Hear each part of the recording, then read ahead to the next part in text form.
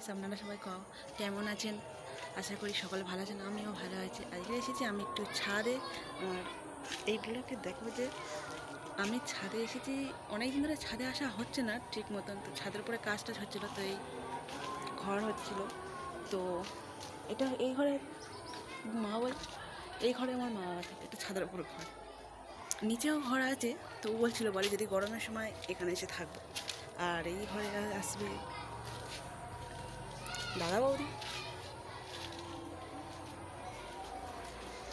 এই ঘরটা একটু বড় মতন, ঘরটা বড় বলতে অনেক বড়, ঘরটা পুরো হল ঘরের মতন। ঘরটা একটু মতন দেখতে পাচ্ছেন, সন্ধ্যের আবহাওয়া, সন্ধে হয়ে এসেছে। আর এই হচ্ছে সন্ধ্যের আবহাওয়া। এই আবহাওয়াটা একটু ঘুরতে ভালো লাগে, কারণ এই আবহাওয়াটা একটু মানে মস্তিষ্ক মাথা ঠান্ডা রাখে আর খুব ভালো লাগে এই আবহাওয়াটায়। চলুন। আর এটা হচ্ছে আমাদের বারান্দা।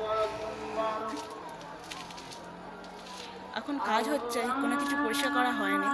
আর আমি এখানে বসেছিলাম। এখান থেকে পড়লে সোজা হাত পা ভেঙে গুঁড়ো, কোনো কথা নেই।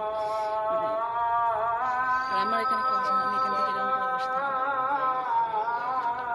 এখানে আমি বসে থাকি। এখন আমাদের মানে যে ঘর আছে, ঘরে অ্যালবেস্টার লাগানো হচ্ছে। সবে আজকের কাজ শেষ হয়েছে, তো অ্যালবেস্টার লাগানো হয়নি।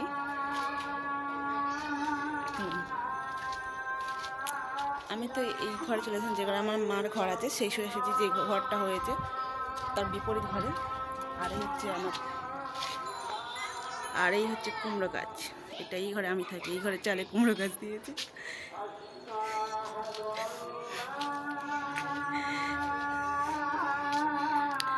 সন্ধে তো হয়ে গেছে, তো আমার নিচে যেতে হবে।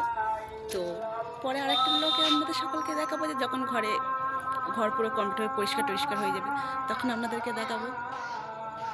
এখন টাটা, বাই বাই।